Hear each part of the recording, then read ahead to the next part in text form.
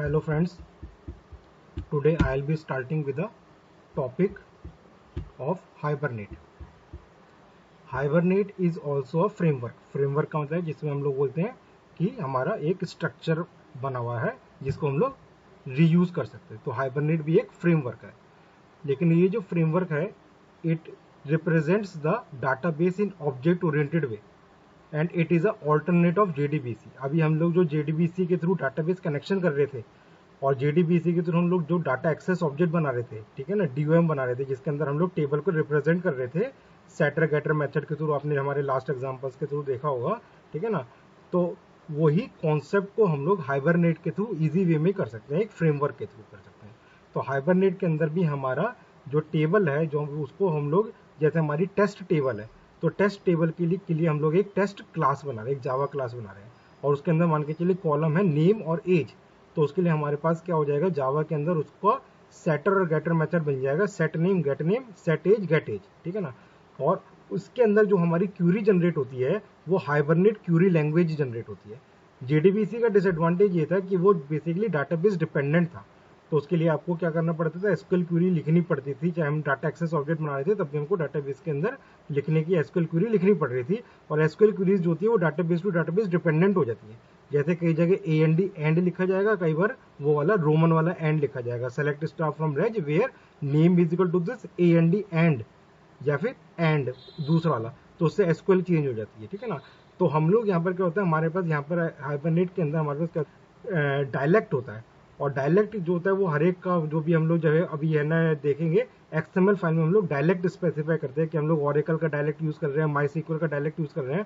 और उसके accordingly hibernate Curie language जो है वो आपकी क्यूरी लैंग्वेज के थ्रू उसके अंदर इंटरेक्ट करती है. तो देखिए इसके अंदर जो है इर्रेस्पेक्टिव ऑफ द डाटाबेस आपका क्या हो सकता है, आप यहाँ पर काम कर सकते हैं. और जो भी कॉन्फ़िगरेशन होती है कनेक्शन करने की, वो सारी कॉन्फ़िगरेशन हमारी XML फाइल में होती है. तो कल को आपको डाटाबेस स्विच करना है एक से दूसरे में, तो उस केस में आप इजीली स्विच कर सकते हो. और टेबल्स वगैरह भी इसमें इजीली ऑटोमेटिकली क्रिएट हो जाती है. आपको ये नहीं कि जाकर टेबल्स को इंपोर्ट एक्सपोर्ट करना प्रोजेक्ट के अंदर.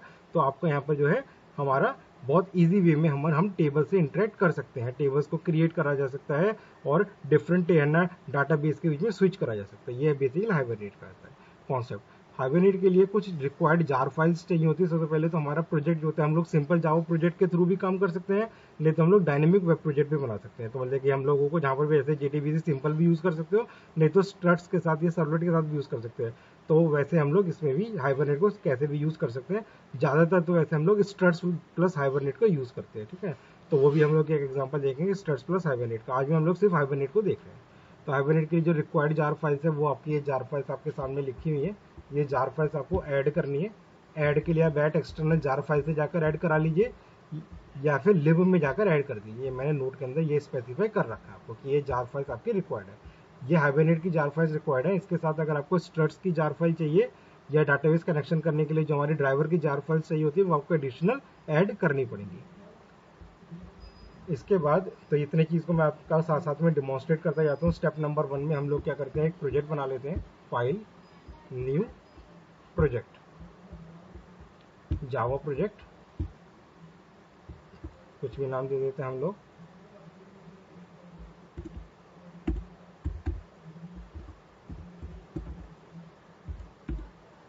डेमो हाइबरनेट हमने नाम दे दिया. लाइब्रेरीज और ऐड एक्सटर्नल जार में जाकर एक तो मेरे को जार फाइल ओरेकल की ऐड करानी है.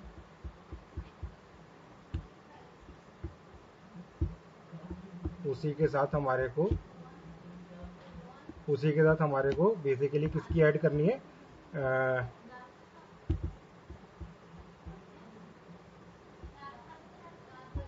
इसके साथ हमारे को हाइबरनेट की ऐड करनी है.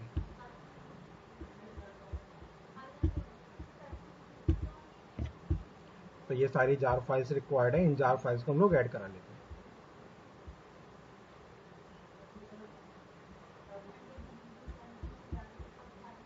ये जार फाइल्स हमारी ऐड हो गई, इसको हमने फिनिश कर दिया अपने प्रोजेक्ट को. तो ये हमारे स्टेप नंबर 1 हो गया कि हम लोगों ने जार फाइल्स को ऐड करा के एक प्रोजेक्ट बना दिया, ठीक है. इसका स्टेप नंबर 2 जो है वो ये है कि हमारे को एक हाइबरनेट CFG.xml फाइल बनानी होती है.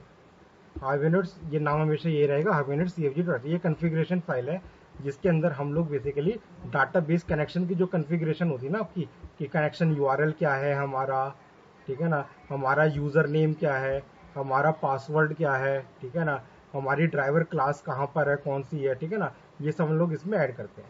इसके अंदर बस आपको जो चीज़ें ये अकॉर्डिंग टू अभी तो मैंने ओरेकल के हिसाब से कर रखी है।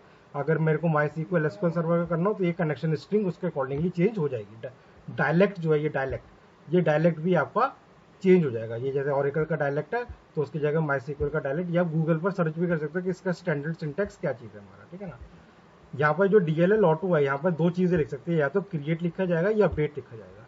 क्रिएट का मतलब है कि ये टेबल क्रिएट करेगा, और अपडेट का मतलब है कि टेबल क्रिएटेड हो चुकी है, उसको अपडेट करना है। तो जैसे फर्स्ट टाइम पर तो हम लोग क्रिएट करेंगे, लेकिन बाद में हम इसको चेंज कर अपडेट कर देंगे। अगर अपडेट नहीं करेंगे तो वो टेबल क्रिएट ही करता रहेगा और न्यू रिकॉर्ड ऐड नहीं होगा, सिर्फ वही वाला अपडेट होता रहेगा, वो सिंगल रिकॉर्ड ही ऐड होता चला जाएगा। तो इसलिए फर्स्ट टाइम क्रिएट, उसके बाद अपडेट, ठीक है ना। शो SQL को आप ट्रू कर सकते हैं, नहीं तो इसको फॉल्स भी कर सकते हैं अगर आप SQL को शो करवाना चाहते हैं तो। और इसके अंदर मैपिंग रिसोर्स के अंदर मेरे को एक HBM.XML फाइल बनानी पड़ती है, वो किसी भी नाम से बना सकता हो। तो ये अगला स्टेप के अंदर हमको एक HBM.XML फाइल बनानी पड़ती है, ठीक है ना। तो ये नेक्स्ट, तो हम इसके बाद, तो इसके बाद हम लोग जो है एक इस फाइल को बनाते हैं। तो बनाने के लिए मैंने बना रखी है ऑलरेडी, मैं इसको कॉपी कर देता हूँ। तो हम लोगों ने एक ऑलरेडी बना रखी है।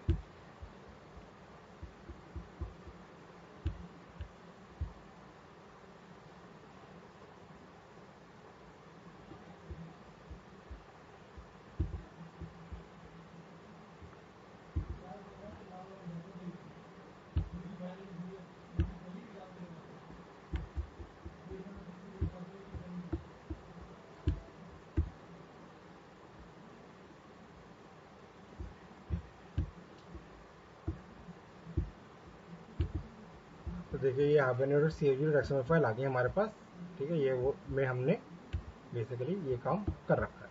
तो यहाँ पर मेरे को फर्स्ट टाइम बना रहा हूँ तो क्रिएट करना होगा,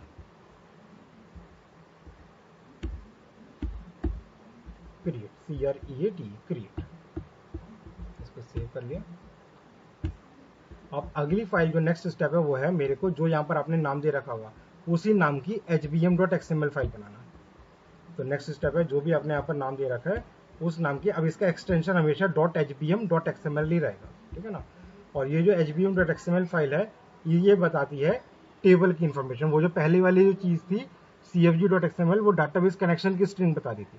अब यहाँ पर हम लोग बता रहे हैं कि हमारा जो टेबल है वो टेबल का क्या नाम होगा। ये देखेंगे यहाँ पर टेबल का नाम, जो ये टेबल क्रिएट होगी, और उसको हम लोग जावा की क्लास से कैसे रिप्रेजेंट कर रहे हैं। तो जैसे यहाँ पर अपने जो भी नाम लिखेंगे वही यहाँ पर आप सेम भी रख सकते हो, अलग भी रख सकते हो, लेकिन जनरली हम सेम रखते हैं कि इस नाम की टेबल बन रही है, उसी को हम लोग टेबल में जावा के थ्रू रिप्रेजेंट कर रहे हैं।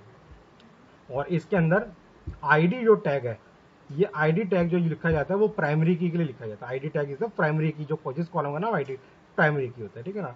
और इसके अंदर जनरेटर क्लास के अंदर अगर हम असाइंड कर देंगे तो इसका मतलब कि हम लोग प्राइमरी खुद से असाइन कर रहे हैं। और अगर आप ऑटो नंबर करना चाहते हो तो इसका डाटा टाइप का जो यहाँ पर टाइप होगा इंट, और इसका क्लास में सीक्वेंस, तो ये सीक्वेंशियली अपने आप ही इसका आईडी जनरेट कर देगा, ठीक है ना। और उसी तरीके से प्रॉपर्टी जिसका सेटर गेटर मेथड बनेगा, तो ये कॉलम का नाम जो टेबल में बनेगी, और ये उसका करस्पॉन्डिंग सेटर गेटर मेथड के लिए ये स्मॉल भी रहेगा, ठीक है ना। तो ये भी फाइल हम लोगों ने बना रखी है, तो एक देखते हैं सामने।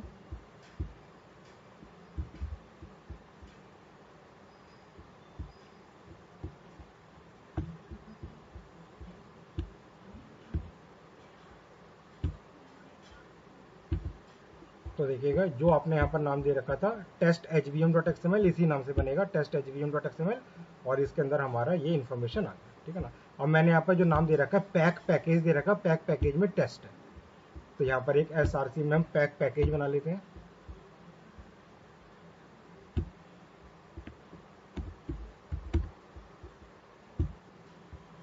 ठीक है।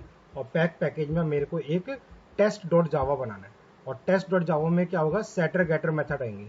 जैसे कि यहाँ पर आपने कॉलम का जो नाम है आईडी, और आपका नाम जो है वो आईडी, तो सेट आईडी गेट आईडी। वैसे कॉलम का नाम नेम में नेम, तो set name get name, set age get age, ठीक है, वो भी हमने बना रखा है, उसको भी हम लोग यहीं से ले लेते हैं।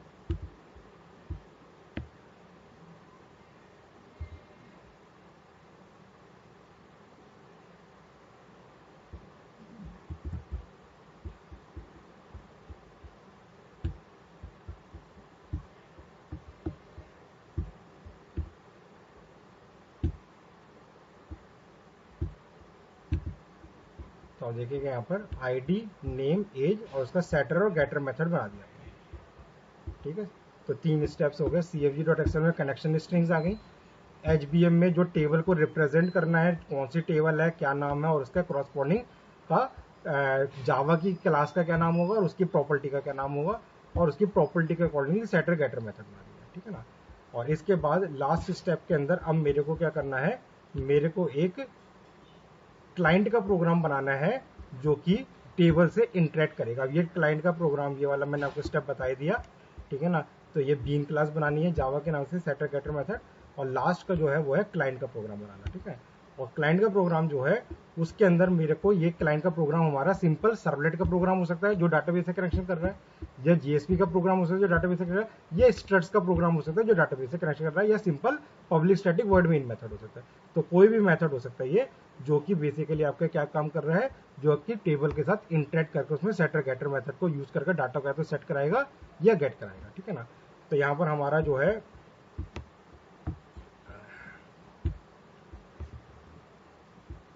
हम लोग एक नया क्लास बना लेते हैं।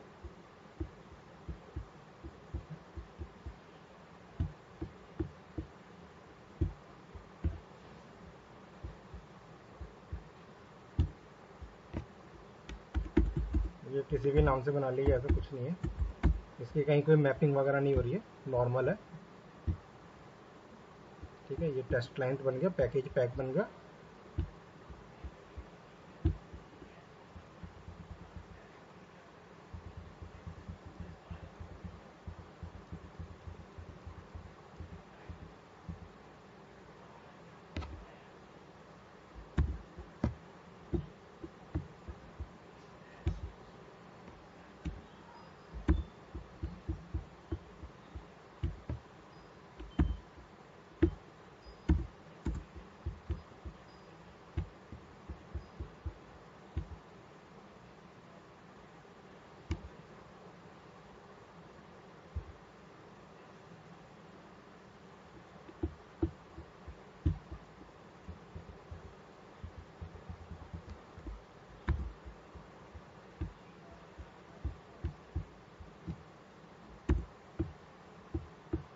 तो हमने देखिएगा सामने,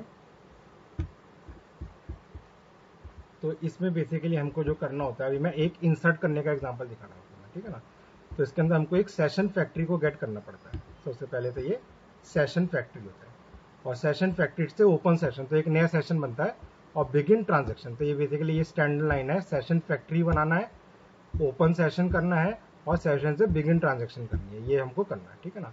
इसके बाद अब हमारे को इंसर्ट करना है, तो इंसर्ट करने के लिए हम लोगों ने जो ये टेस्ट क्लास बनाई थी, बीन क्लास, उस क्लास को इनिशियलाइज कर रखा है टेस्ट, न्यू टेस्ट, और उसके सेट मेथड को कॉल करा रखा है, सेट एज और सेट नेम। सेट आईडी को नहीं कर रहे क्योंकि सेट आईडी हमारा सीक्वेंस है, यहाँ पर सेट आईडी हमारा सीक्वेंस है, तो ये ऑटो जनरेट होगा। ठीक है ना। तो हम लोगों ने यहाँ पर सेट नेम और सेट एज कर दिया। सेशन डॉट सेव से ये सेशन सेव हो जाएगा, और उसके बाद ट्रांजैक्शन कमिट और सेशन क्लोज, ये हम लोगों ने एक स्टैंडर्ड कोड लिखा है, और इसको हम रन कराकर चेक करा रहे हैं।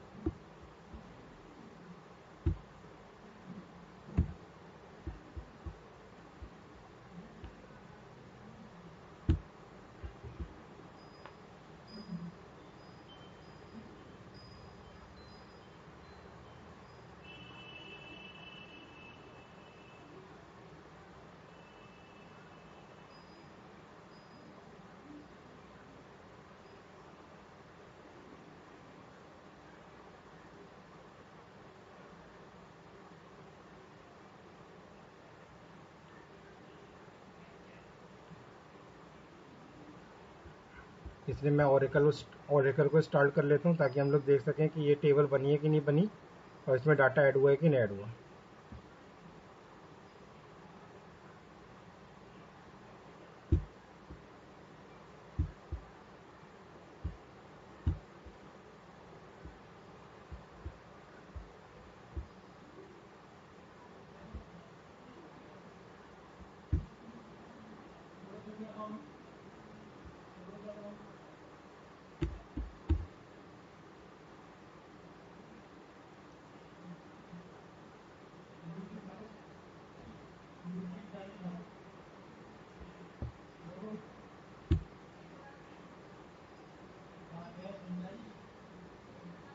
ठीक है, और एक को स्टार्ट कर रहे हैं ऑन system/rmi@x, ये मेरा डाटाबेस है।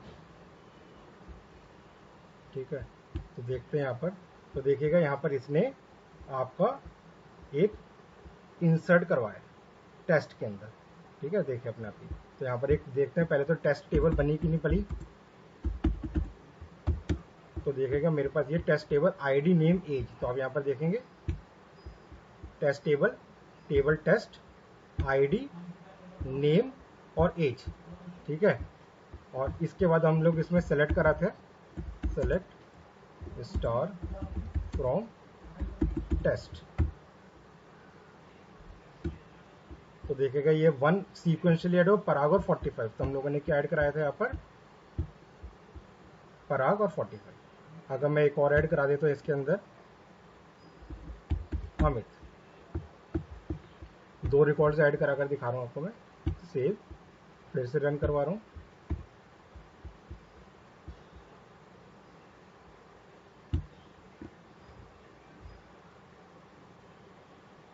एक और ऐड करा रहा हूँ,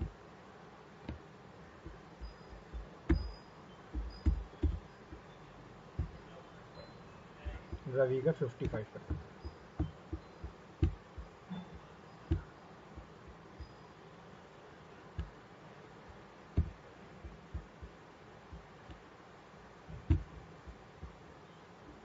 तो अब देखोगे इस वाले केस में लास्ट रिकॉर्ड ही खाली नजर आएगा। देखो ध्यान से, मैंने जानबूझकर कराया आपको, 3 बार मैंने करा था इंसर्ट, लेकिन अब मैं चेक करूंगा तो मेरे को एक ही रिकॉर्ड नजर आ रहा है, 1 रवि 55। क्यों?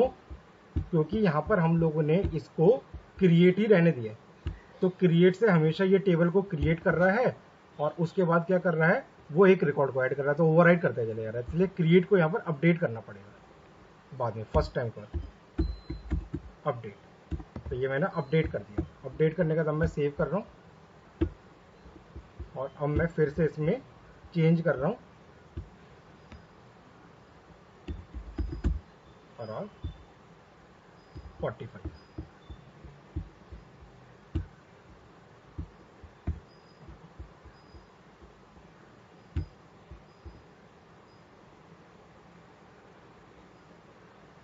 ठीक है, और एक अमित,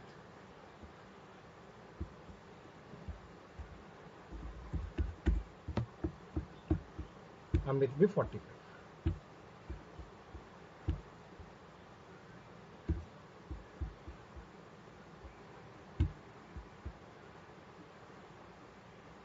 तो अब मैं अगर इसको देखूं दोबारा से तो आप देखिएगा 3 रिकॉर्ड ऐड होगा, 1, 2 और 3। ठीक है जी, तो इस तरीके से ये तो मैंने भी आपको पहला जो दिखाया वो इंसर्ट का दिखाया। इंसर्ट के बाद अगली चीज जो दिखा रहा हूं मैं आपको वो है अपडेट करने का, कि जो रिकॉर्ड ऑलरेडी एडेड हो चुके हैं उसको अपडेट करना है। ठीक है ना, और ये जो अपडेट अभी मैं जो दिखा रहा हूँ आपको वो प्राइमरी की को यूज कर ही अपडेट कर रहे हैं हम लोग। ठीक है, तो देखते हैं कैसे करते हैं।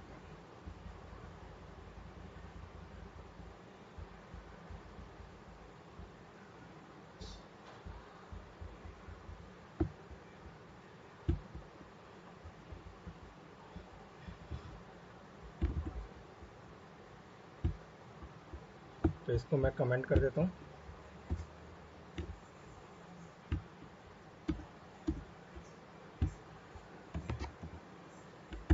सेकंड चीज में आपको जो दिखा रहा हूँ अपडेट करना। और अपडेट करना जो दिखा रहा हूँ वो कैसे दिखा रहा हूँ आपको मैं, प्राइमरी की के बेसिस पर। तो यहाँ पर हम लोगों ने क्या करा, फर्स्ट रिकॉर्ड को गेट करा। तो आप अगर देखोगे फर्स्ट रिकॉर्ड के अंदर रवि और 55 है हमारा। ठीक है ना, तो हम लोगों ने यहाँ पर फर्स्ट रिकॉर्ड को test dot class session dot get test dot class 1 means primary key, ये 1 जो है ये प्राइमरी की है, जो प्राइमरी की रिकॉर्ड नंबर 1 मतलब कि जो की जनरेट हुई है हमारी आईडी। ठीक है ना, तो यहाँ पर प्राइमरी की वाला रिकॉर्ड डालना है। ठीक है, और उसके बाद यहाँ पर ये टेस्ट क्लास का ऑब्जेक्ट मिल गया मेरे को, और फिर से मैं सेट कर रहा हूँ।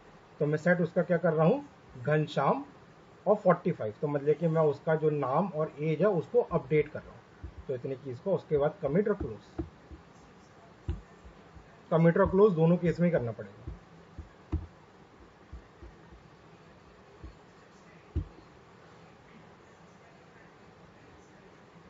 तो देखिए अब ये अपडेट की क्वेरी अपना भी चल गई, क्योंकि ऑलरेडी ये रिकॉर्ड ऑलरेडी मिल रहा है उसे, वन रिकॉर्ड ऑलरेडी मिल रहा है, तो वन रिकॉर्ड को दोबारा से सेट कर रहा है, मतलब कि दोबारा से अपडेट कर रहा है। मैं फिर सब दिखाता हूँ आपको यहाँ पर। तो देखिएगा अब की बार में ये वन रिकॉर्ड में घनश्याम और 45 अपडेट हो गया, ठीक है ना। अच्छा, इसके बाद एक और चीज़ देख रहे हैं, और वो देख रहे हैं कि अगर मेरे को प्राइमरी की के बेसिस के ऊपर रिकॉर्ड को सेलेक्ट करना,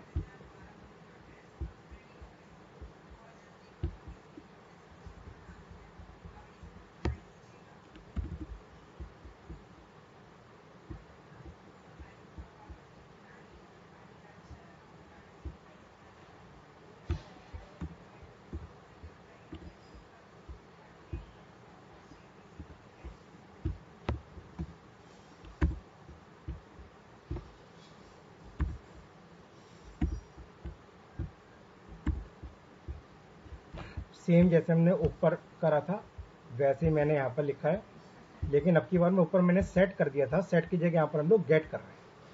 सेम पहले तो ये रेफरेंस ऑब्जेक्ट को गेट कर रहे हैं वन के बेसिस पर, और फिर उसका अभी सेट नहीं कर रहे हैं, गेट कर रहे हैं, get ID, get name, get age. तो ये वन वाले रिकॉर्ड को गेट कर देगा, लेकिन ये वन वाले रिकॉर्ड को प्राइमरी की के बेसिस पर सिंगल रिकॉर्ड ही गेट करेगा, ठीक है ना। तो इसलिए इससे सिंगल रिकॉर्ड ही चलेगा। तो देखते हैं, अब इसमें कमिट और क्लोज करने की जरूरत नहीं है, क्योंकि इसमें हम लोग कुछ चीज़ कर नहीं रहे।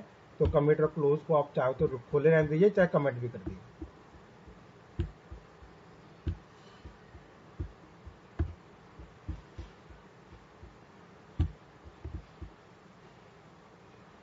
तो देखिए ये रिकॉर्ड आ गया हमारे पास, वन घनश्याम 45।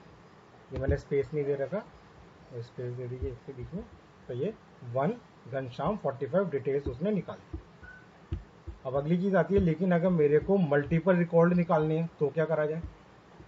तो एक मल्टीपल रिकॉर्ड का भी देखते हैं।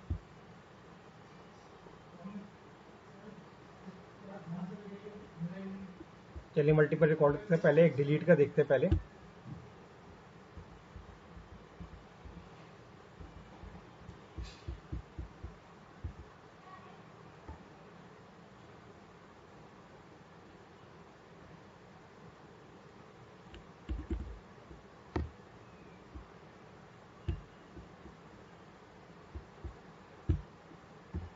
अब डिलीट करने के लिए या मल्टीपल रिकॉर्ड्स को निकालने के लिए मेरे को एक हाइबरनेट क्यूरी लैंग्वेज लिखनी पड़ती है।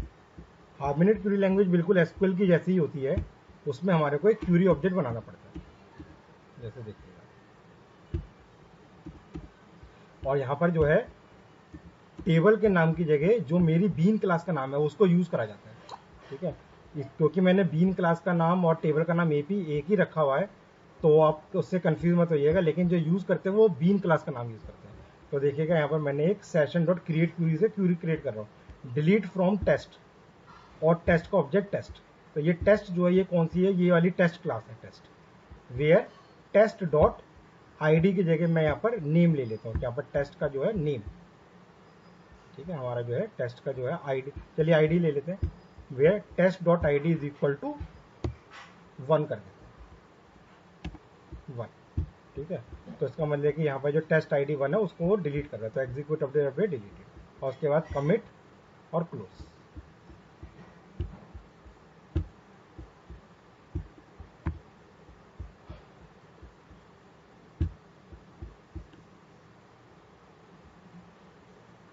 तो देखिए यहाँ पर डिलीट हो गया, तो डिलीट में देखते हैं दोबारा से। तो देखिएगा हमारे पास सिर्फ 2 और 3 रिकॉर्ड आ रहा है, फर्स्ट रिकॉर्ड डिलीट हो गया। तो वैसे आप आईडी की जगह नेम भी यूज करके डिलीट कर सकते हो, एज भी यूज करके डिलीट कर सकते हो। इसी तरीके से अगर मल्टीपल रिकॉर्ड्स निकालने हो तो भी मेरे को हाइबरनेट क्यूरी लैंग्वेज के थ्रू निकालना पड़ेगा। कैसे निकालना पड़ेगा देखो।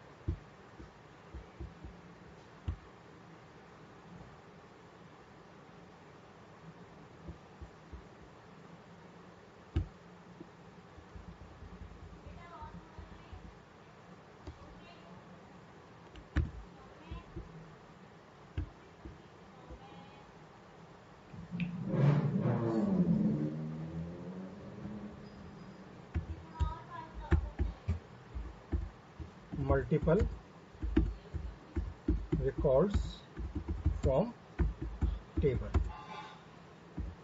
using Hibernate query language.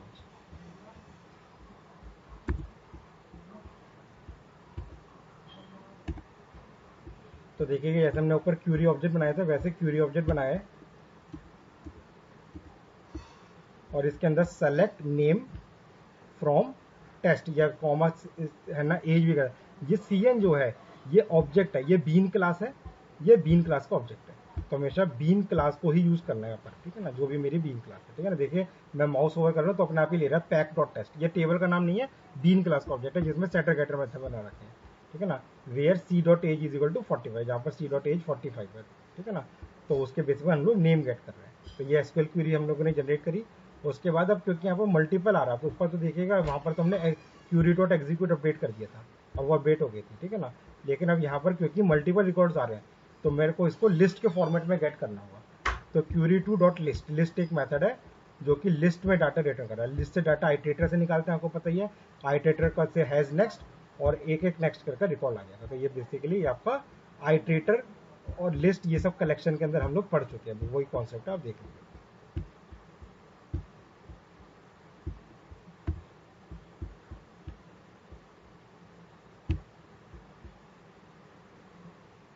देखिए दोनों रिकॉर्ड आ गए मेरे पास, पराग और अमित, जिसमें 45 एज था, ठीक है ना। इस तरीके से मल्टीपल रिकॉर्ड निकाले जा सकते हैं। और एक लास्ट चीज़ है वो है इफ और एल्स, मतलब कि कई बार हम लोग SQL क्वेरी को सेलेक्ट करते हैं और SQL क्वेरी को सेलेक्ट करते हैं और हम लोग चेक करते हैं बूलियन वैल्यू ट्रू आ रही है या फॉल्स आ रही है। उसका भी देखते हैं एक एग्जांपल।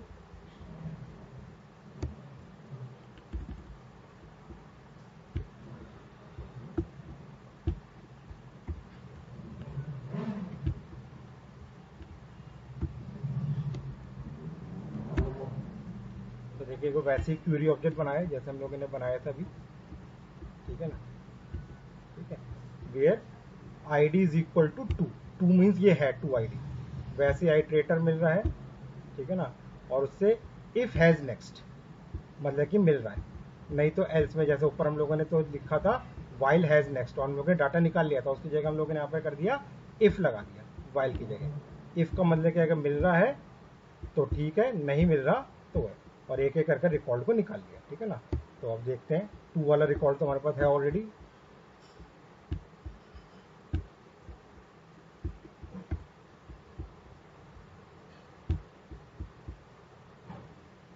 तो इसने डाटा निकाल दिया मेरे को 2 का, और अगर मैं 1 करता तो 1 मैंने डिलीट कर दिया था आपके सामने अभी, तो 1 रिकॉर्ड नहीं मिलेगा उसमें।